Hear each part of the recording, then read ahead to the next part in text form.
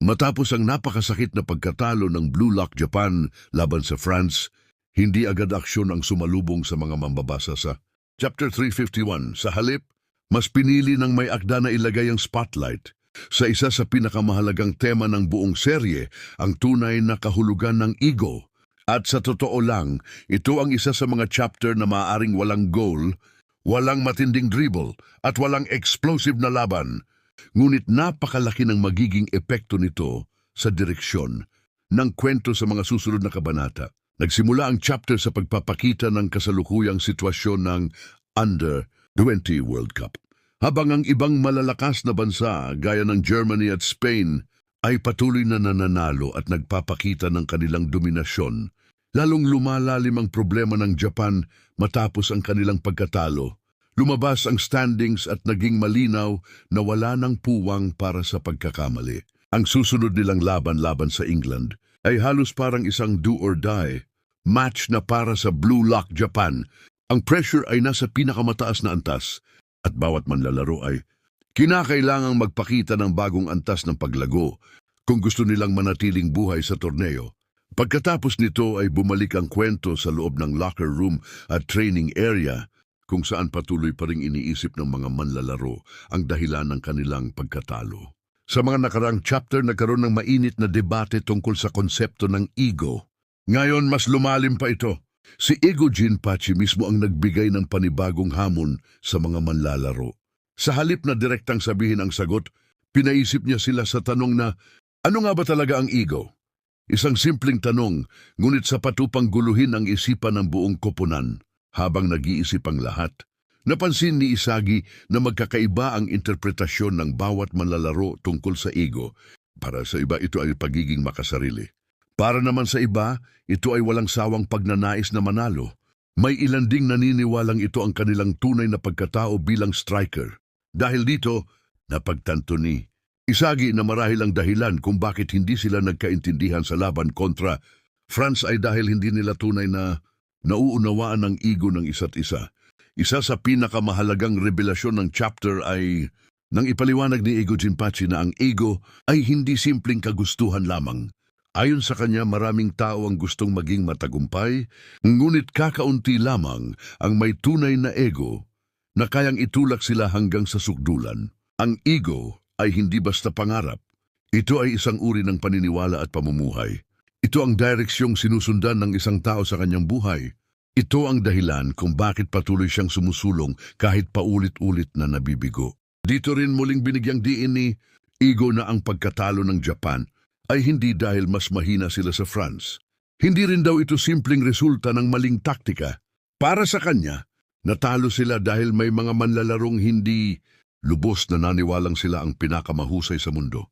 Isang napakabigat na pahayag, lalo na para sa mga striker na buong buhay ng pinapangarap maging number 1.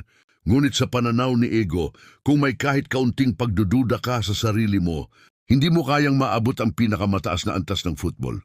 Samantala, ang isa pang sentro ng chapter ay si Rin Itoshi. Matapos ang nakakagulat na desisyon ni Ego na alisin siya sa starting lineup, nagsimulang lumitaw ang tunay na problema sa kanyang karakter. Sa pagsusuri ni Ego, hindi ang kakayahan ni Rin ang may problema. Sa katunayan, isa pa rin siya sa pinakamalalakas na manlalaro sa Blue Lock. Ang tunay na issue ay ang kanyang pagdepende kay Isagi. Unti-unti nang umiikot ang kanyang ego sa pakikipaglaban at pakikipagkompetensya kay Isagi, sa halip na sa kanyang sariling pangarap na maging pinakamahusay na striker sa mundo. Dahil dito, nagkaroon ng mahalagang pag-uusap sina Isagi at Rin sa training room. Isa ito sa pinakaimportanteng eksena ng chapter dahil hindi lamang ito tungkol sa football. Isa itong banggaan ng dalawang magkaibang pananaw tungkol sa ego. Sinubukan ni Isagi na ipaliwanag na ang kanilang kabiguan ay hindi simpleng pagkakamali sa laro. Para sa kanya, nabigo silang makabuo ng tunay na chemical reaction dahil hindi nila lubos na nauunawaan ang ego ng bawat isa. Sa bahaging ito, ipinakilala ang konsepto ng ego traits o ego characteristics. Ayon kay Isagi, bawat manlalaro ay may natatanging anyo ng ego. Ang sikreto upang makabuo ng mas malakas na koponan ay hindi ang piliting maging pare-pareho ang lahat, kundi ang pag-unawa kung paano nagsasama-sama ang magkakaibang ego upang lumikha ng mas malaking puwersa. Ito ang bagong ideyang maaaring maging susi para sa susunod nilang laban. Habang nagpapatuloy ang usapan, makikita rin ang malaking pagbabago kay Isagi. Sa halip na maghanap ng masisisi, pinili niyang akuin ang bahagi ng responsibilidad sa kanilang pagkatalo. Napagtanto niya na marami pa siyang hindi nauunawaan tungkol sa kanyang mga kakampi at maging tungkol sa kanyang sarili. Ang dating Isagi na puro pagsusuri sa laro lamang ay tila nagsisimula ng umunawa sa mas malalim na sikolohiya ng mga striker. Ito ang posibleng susunod na yugto ng kanyang evolusyon bilang pangunahing karakter ng Blue Lock. Habang papalapit ang pagtatapos ng chapter, mas naging malinaw ang mensahe ni Igo Jinpachi. Hindi niya gustong magkaroon ng mga kopya ng isang striker. Hindi niya gustong lahat ay maging katulad ni Isagi, ni Rin o ni Baru. Ang gusto niya ay matuklasan ng bawat manlalaro ang kanilang sariling bersyon ng Igo. Ang tunay na world-class striker ay hindi sumusunod sa landas ng iba. Siya mismo ang gumagawa ng kanyang sariling landas. At dito nagtapos ang kabanata. Walang goal, walang laban, walang malaking aksyon. Ngunit napakalaki ng naging epekto nito sa kwento.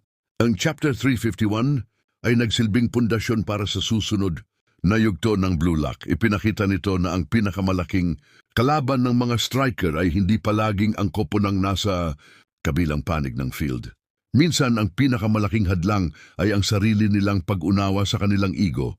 Habang naghahanda ang Japan para sa napakahalagang laban kontra England, isang tanong ang naiwan sa isip ng mga mambabasa. Magiging sapat kaya ang bagong pag-unawang ito upang mailigtas ang Blue Lock mula sa isa pang pagkatalo o mas lalo lamang nitong ilalantad ang mga bitak sa pagitan ng mga egoistang striker ng Japan?